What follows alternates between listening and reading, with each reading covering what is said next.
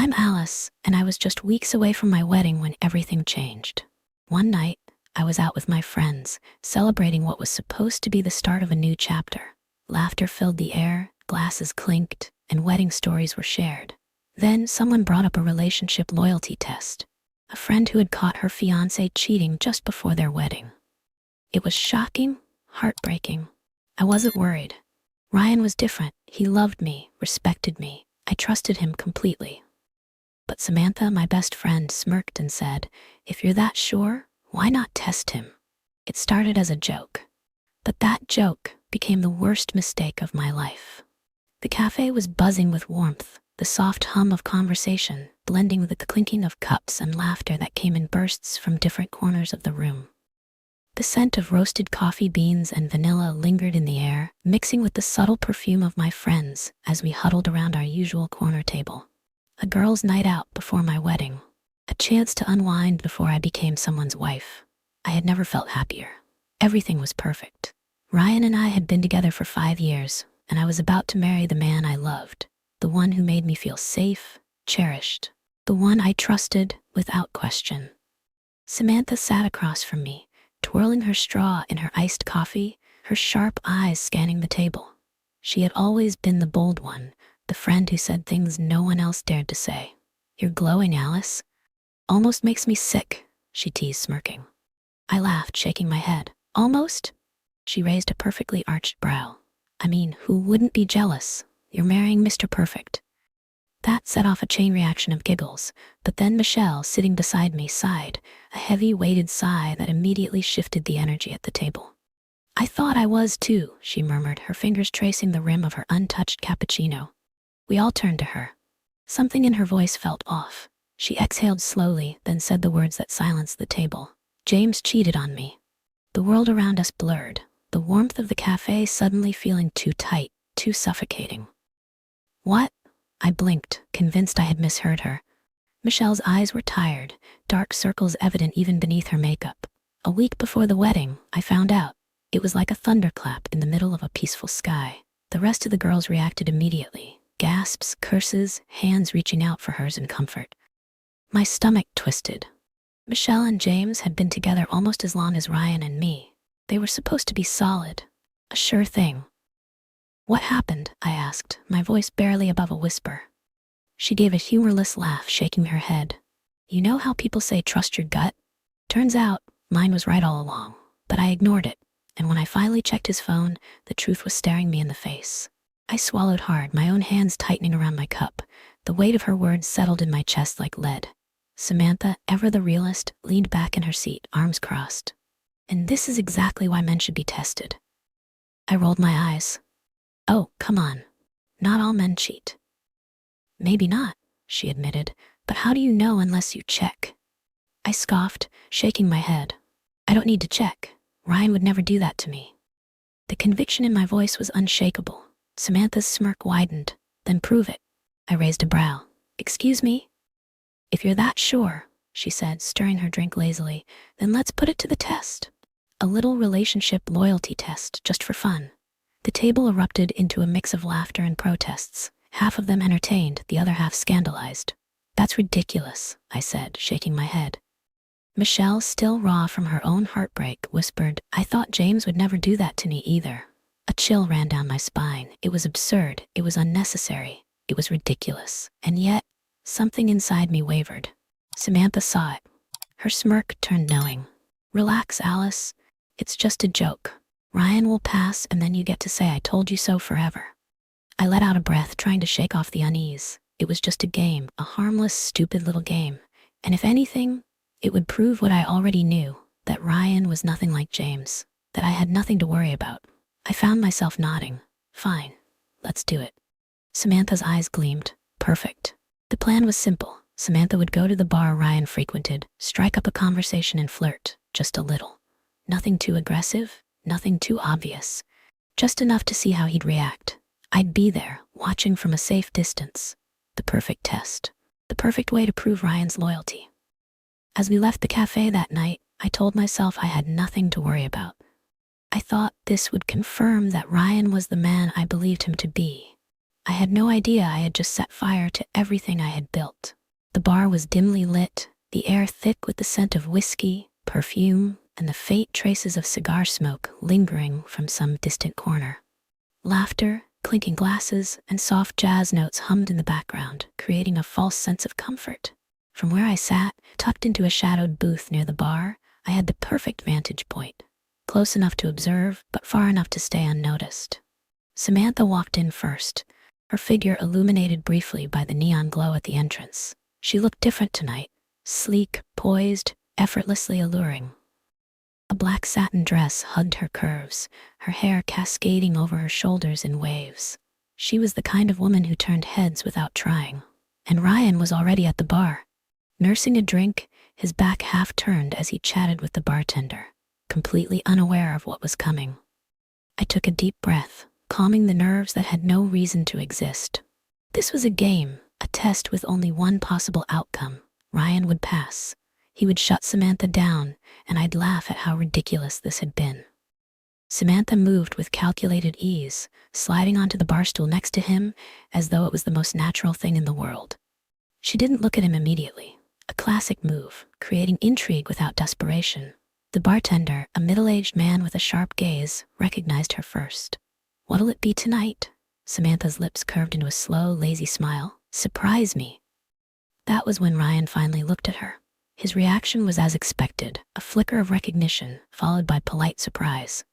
He wasn't expecting to see someone he knew, least of all Samantha here. "Samantha?" His tone was friendly, casual. "Didn't think I'd run into you here." Samantha tilted her head slightly, feigning innocence. "You come here often?" Ryan chuckled, lifting his glass. "You could say that." I leaned forward slightly, watching his body language. Still relaxed. No signs of discomfort. Good. Then Samantha turned toward him, giving him her full attention. "So where's Alice?"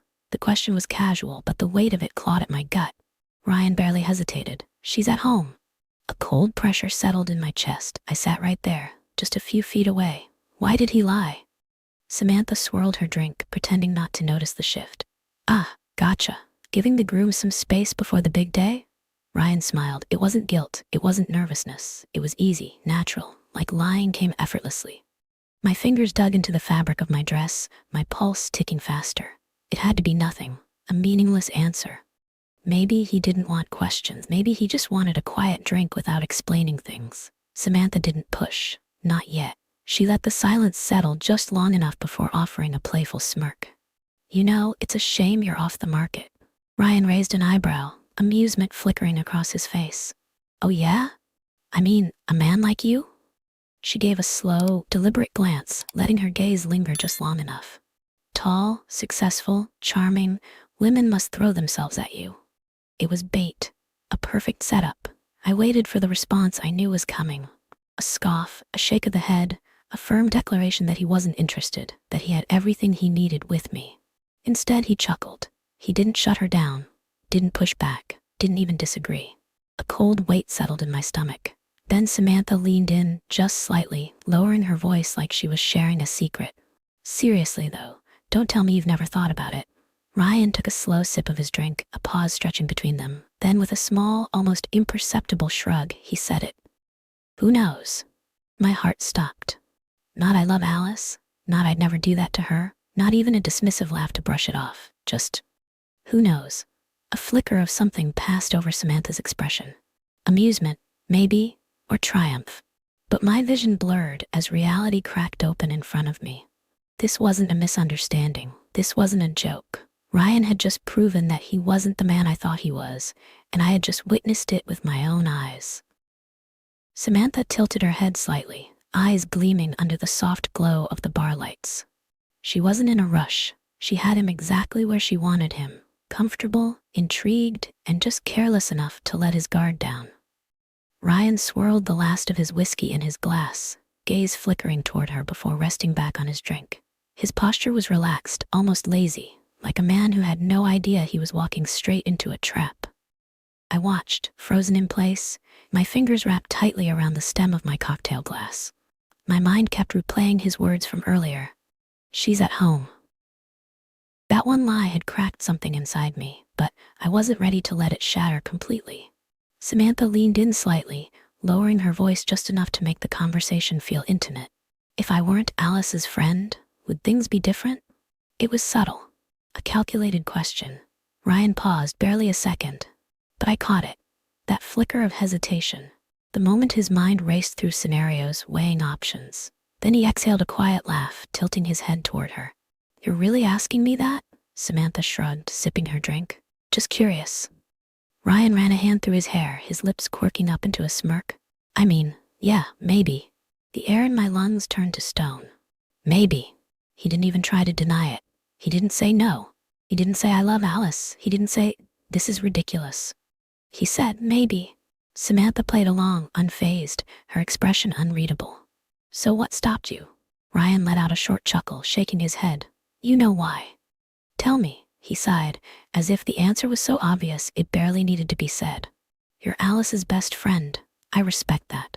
Something inside me snapped. Respect? This wasn't about respect. If it were, he wouldn't be sitting here entertaining this conversation, letting his thoughts wander to what could have been. Samantha was testing him, and he was failing spectacularly. I should have gotten up. I should have walked away. But my body was locked in place, caught between disbelief and an unbearable need to hear exactly how deep this betrayal ran. And Ryan? He kept talking. He sighed, swirling his drink. Honestly, I wasn't even planning on getting married this soon. Samantha raised an eyebrow. Oh? Ryan leaned back against the bar, his fingers tapping against the counter. My parents pushed for it, said it was time to settle down, start thinking about the future. My stomach twisted. Samantha nodded slowly, encouraging him to continue. Ryan exhaled, gaze flickering to his drink. And Alice, she's the kind of woman you marry, you know? I felt the room spin, but I forced myself to stay still. What do you mean? Samantha asked, her tone light, but I could hear the edge in it. Ryan shrugged. She's stable, reliable. The kind of woman who makes a house a home. She'll take care of things. She's not demanding. She doesn't ask for much. I gripped my glass so hard my knuckles turned white. She's safe, he added with a casual chuckle, like he had just given me a compliment. Safe, a choice of convenience. Not passion, not love, just safe. My heart pounded so loudly I could barely hear the rest of what he was saying, but it didn't matter. I had heard enough. Everything I believed about us, about him, was a lie. And the worst part? He had no idea I was watching. The air in the bar suddenly felt heavier, as if the walls were closing in, suffocating me with every passing second. My fingers, still wrapped around my untouched cocktail, felt numb. Samantha hadn't even pushed that hard. She had just nudged Ryan, just barely tested the waters. And he had sunk. Not hesitated, not pushed back. Not once did he think about me before he let his guard down. Ryan sat there, sipping his drink, as if what he had just said about me, that I was the safe option, the reliable woman, the one who wouldn't ask for much, was nothing more than small talk. Samantha shifted in her seat, her expression unreadable. But I could tell. Even she was disgusted. Still, she played her part. You're awfully comfortable saying all of this, she said, her voice smooth, calculated. Ryan smirked, leaning in just slightly. Why shouldn't I be? I mean, we're just talking, right? My stomach churned. Just talking. Was that how it started for him? Was that all it took? Samantha exhaled, shaking her head like she was in disbelief. And Alice? Ryan chuckled, shaking his glass slightly, watching the liquid swirl. What about her? A chill ran down my spine. Samantha's fingers tightened around her drink. Even she, who had gone into this with full knowledge of who Ryan truly was, seemed momentarily stunned. Doesn't it feel wrong? She asked, tilting her head. Ryan didn't even blink. No, it was so quick, so effortless. He wasn't even ashamed. I had spent 5 years loving this man. A man who, in less than 10 minutes, had stripped me down to nothing more than a convenience. A woman to build a home with. A woman to be his backup plan. I could barely breathe. Ryan took another slow sip, then placed his glass down. His posture shifted slightly, more relaxed, his confidence seeping through like poison. You know? He murmured, voice dipping just slightly. This place is a little crowded. Samantha blinked. Yeah? Ryan nodded, his eyes gleaming under the dim lighting. Maybe we should go somewhere quieter. Samantha remained still for a second, processing his words. I felt the shift in her. The last thread of patience snapped. She leaned forward slightly, just close enough that her lips were at his ear. Her voice was barely above a whisper, but the impact of her words hit like a bullet. Alice has seen everything from the start. Ryan froze. A single moment stretched into eternity. I saw it happen in real time. The slow realization creeping across his face, the way his shoulders stiffened, his fingers twitching slightly on the counter. And then, his head turned sharply. His gaze landed on me. Our eyes met. I didn't move. I didn't blink. I just stared back at him. At the man I thought I knew.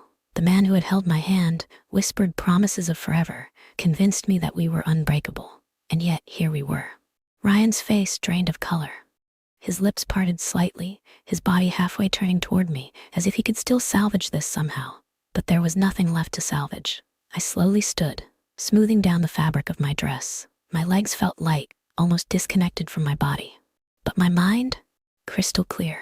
I wasn't going to wait for an excuse. I wasn't going to let him lie to my face. He had already told me everything I needed to know. Without a word, without even a glance back, I turned and walked away. I didn't need to hear him call my name. I didn't need to listen to whatever pathetic excuse he was scrambling to find. Because the man I loved, he didn't exist anymore. The city lights blurred into streaks as the taxi sped through the streets. I sat motionless, my fingers pressed against my temple, my breathing shallow. The weight of what had just happened hadn't fully settled in yet. My body felt like it was moving on autopilot, carrying me home to the place I had shared with the man who no longer existed to me. I clenched my jaw. No, he had never existed, not the way I thought he had. The moment the cab stopped, I stepped out, the cold air slapping against my skin. My hands trembled slightly as I unlocked the door to our apartment, the space suddenly feeling foreign, almost unrecognizable. The framed photos of us on the shelves, the wedding invitations stacked neatly on the counter. Everything was a lie. I didn't cry. Instead, I grabbed my phone, scrolled through my contacts, and dialed the number. The line rang twice before a familiar voice answered, warm but surprised. Alice, is everything okay? I exhaled sharply. Mrs. Bennet, I started, my voice steady but edged with something sharper than steel. I wanted to let you know, I'm calling off the wedding. Silence. Then a sharp inhale. Alice, sweetheart, what are you talking about? I'm talking about your son. I swallowed the lump in my throat, my grip tightening around the phone. I'm talking about the fact that I was never his first choice, just the convenient one. Her breath hitched. That's not true. I let out a cold laugh, shaking my head. Ask him. Ask Ryan why he's marrying me.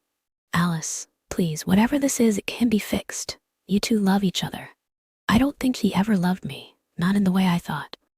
Before she could protest, I ended the call. I couldn't listen to another person defend him. Not when I had seen the truth unfold before my own eyes. The sound of a key turning in the lock made me stiffen. Ryan, the door swung open, and there he was, his hair slightly disheveled, his breathing uneven, like he had sprinted all the way here. His eyes widened when he saw me standing there, suitcase by my side, the engagement ring sitting on the coffee table, waiting to be discarded. Alice, he started, his voice thick with desperation. I turned to face him fully, my expression unreadable. You ran all the way here? I asked, tilting my head slightly. Didn't have time to stop and think of a better excuse? His jaw tensed. Alice, please, let me explain. I exhaled through my nose, my pulse pounding beneath my skin. Explain what? My voice was eerily calm. That I'm just the woman you settled for? That I'm safe? That I'm the right choice, not the loved one? Ryan flinched like I had struck him. I took a slow step forward, reaching for the engagement ring, the symbol of everything I had once believed in. Then, with a flick of my wrist, I tossed it. The small diamond hit the hardwood floor with a soft clink, rolling before coming to a stop at his feet. Hurry up, I murmured. Pick it up. You'll need it for the next woman you decide is good enough to be your safe option. Ryan's hands curled into fists at his sides. Alice, don't do this. Don't. I cut him off, my voice sharp as a blade. Don't stand there and pretend you didn't mean every word you said. He swallowed hard. I was drunk. I laughed, a cold, humorless sound. That's the best you've got? His desperation deepened, his hands reaching toward me like he could somehow undo the damage. Alice, I love you. No, I whispered, shaking my head. You don't. You never did. A sharp knock interrupted him, and for the first time he noticed we weren't alone. Samantha stood in the doorway, arms crossed, her expression unreadable. Ryan's face drained of color. He looked between us, realization dawning that there was no way out of this. You told her? He croaked, his voice barely above a whisper. Samantha raised an eyebrow. Oh, she didn't need me to tell her. She saw everything herself. His throat bobbed as he swallowed. Alice, don't do this. We can fix this. Fix. That word sent something sharp through me. There is nothing to fix, I said quietly. Ryan took a step toward me, but I lifted a hand, stopping him in his tracks. I don't want to be someone's backup plan, Ryan, I said, my voice softer now, but no less firm. I don't want to be a choice that makes sense. I want to be the one someone chooses because they can't imagine a life without me. His lips parted, but no words came out. Because he knew. He knew I was already gone. I reached for my suitcase, gripping the handle. My heart should have been breaking, but instead, all I felt was relief. As I stepped toward the door, I turned back one last time. I hope one day you understand what you lost, I murmured. But by then, it'll be too late. And with that, I walked out. I didn't turn back. I didn't hesitate. I left behind the apartment, the life we had built, the version of myself who had once believed in him. Because she didn't exist anymore. And neither did we. My phone buzzed as I sipped my morning coffee, the steam curling in delicate wisps against the crisp air. 3 days had passed since I walked out of Ryan's life, and I hadn't looked back. Not once. But when I saw Samantha's name flashing on my screen, I hesitated for just a second before opening the message. Ryan just texted me. My stomach turned, but I forced myself to remain still. Of course he did. What did he say? A few seconds later, my screen lit up again. He asked me to dinner, like nothing happened. I stared at the words, my grip tightening around my mug. Ryan was a lot of things. A liar, a coward, a man who had no idea how to value what he had until it was gone. But this was another level of audacity. I exhaled, shaking my head. He hadn't changed. He never would. What did you say? I told him to go to hell, obviously. A laugh slipped past my lips, the first real one in days. Good, if he reaches out again, block him. Already did. I let out a breath I hadn't realized I was holding. It was over, or at least I thought it was, until Ryan started showing up. It began subtly, too subtly for me to take it seriously at first. A glimpse of a familiar figure on the opposite side of the street near my office. A parked car that looked too much like his, idling just long enough to make my skin crawl. I told myself I was imagining it, that I was being paranoid. Then on a Wednesday afternoon, as I stepped out of my building for lunch, I saw him, standing right there, waiting. His face lit up the moment he spotted me, as if this was just some unexpected reunion between old friends. I turned sharply, heading back inside, but his voice cut through the air. Alice, wait. I didn't. I pushed through the revolving doors, my heart pounding. My hands were cold, my entire body locked in fight or flight. By the time I reached the elevator, he had made it inside. Just 5 minutes, he pleaded, breathless. Please. I turned to him, my expression flat, unreadable. You have 10 seconds before I call security. His jaw tensed, but he nodded quickly. I just need to explain. I laughed under my breath. Explain what, Ryan? That I was nothing more than a convenient choice? That you had no problem throwing away 5 years the moment an opportunity presented itself? He flinched but held his ground. I was drunk, Alice. There it is, I said, shaking my head. The excuse I was waiting for. It's not an excuse, he insisted. It's the truth. I crossed my arms, tilting my head. And Samantha? What was your excuse when you texted her asking her to dinner? That shut him up. For a moment he just stood there, jaw tight, hands clenching at his sides. Then he exhaled, defeated. I don't know. You don't know. He shook his head. I messed up. I panicked. I just wanted to see if she what? I snapped. If she was still interested? If you had a backup plan? He said nothing, because we both knew the answer.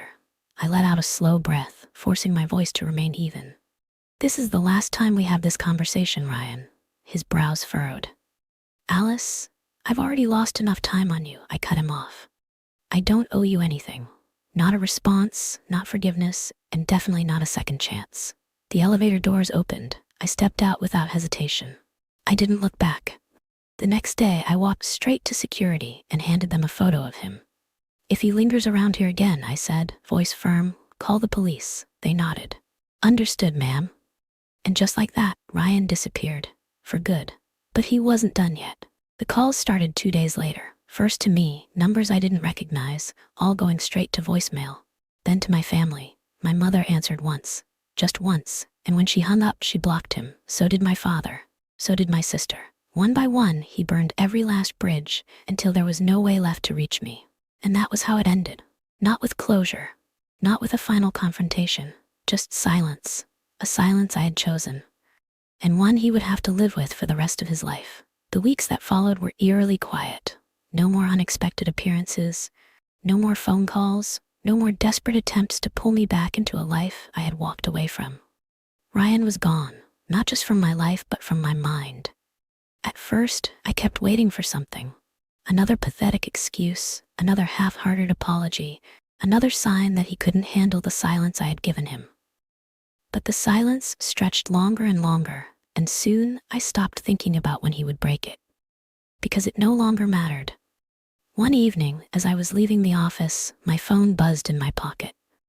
For a split second, an old habit kicked in, a flicker of tension in my chest, my mind bracing for a number I didn't recognize, a desperate message I didn't want to read. But when I glanced at the screen, it wasn't him. Samantha, he's gone. Completely. Feels weird, huh? Me. Weird? No. Freeing. I could practically hear her laughing through the phone. Good. You deserve better. Drinks tomorrow? Me, wouldn't miss it. I slipped my phone back into my bag, exhaling slowly as I stepped out onto the bustling city street. The world felt different, lighter, like I had shed something I didn't even realize had been weighing me down for years. I turned the corner, my heels clicking against the pavement, and let myself smile, a real, genuine smile. I didn't look back. I never would. Work became my focus again, but not in the way it once was. Before, I had thrown myself into productivity as a way to prove I was worthy of something, a promotion, a title, a future I had convinced myself had to be perfect. Now, I worked because I loved it, because I was good at it, because, for the first time in a long time, I was doing something for me. I had always been the kind of woman who planned for the future, but now I was learning to live in the present. I spent more time with my family, letting my mother fuss over me in the kitchen as she made my favorite childhood meals, laughing with my sister over glasses of wine, catching up on the little things I had let slip through the cracks. Don't take this the wrong way. My sister teased one afternoon, watching me stir a pot of pasta sauce with more focus than necessary, but I think getting cheated on was the best thing that ever happened to you. I arched a brow at her. Wow, brutal. She grinned. I mean it, you seem happier. I thought about that for a second, letting the words settle. Then I realized she was right. I was happier. Because I had let go of someone who never deserved me in the first place. Because I had stopped settling for a life that wasn't meant for me. Because I had finally chosen myself. One evening, as I curled up on my couch with a book, my phone buzzed again. This time, it was an unknown number. I didn't even hesitate before blocking it. No second thoughts. No wondering if it was Ryan, because whoever it was, I didn't care. He was nothing but a chapter I had closed, a mistake I had learned from. And my story, it was just beginning. In the end, Ryan didn't break me. He thought he could. He thought I would crumble, that I would second-guess myself, that I would be like every other woman he had strung along with half-truths and empty promises. But he was wrong. Walking away wasn't just about leaving him. It was about choosing myself. About understanding my worth, about realizing that love isn't supposed to be a transaction, a backup plan, or a calculated decision. Love is meant to be unwavering, undeniable, and reciprocated. Ryan's greatest mistake wasn't losing me. It was never valuing me to begin with. And me? I don't need closure. I don't need revenge. I have something better, a life without him.